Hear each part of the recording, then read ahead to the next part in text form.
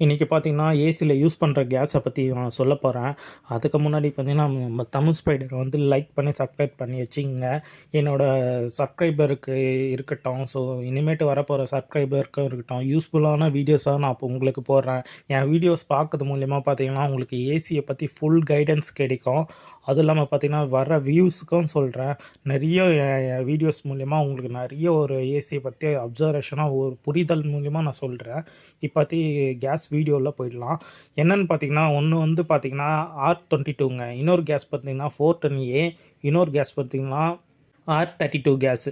So பார்த்தீங்கன்னா, இந்த R22 கேஸுன்றாங்கள, அந்த கேஸ் பார்த்தீங்கன்னா இப்போதைக்கு வந்து ஸ்டாப் பண்ணிட்டாங்க. ஸோ இருக்கிறது வந்து மட்டும்தான் போயிட்டு இருக்குது.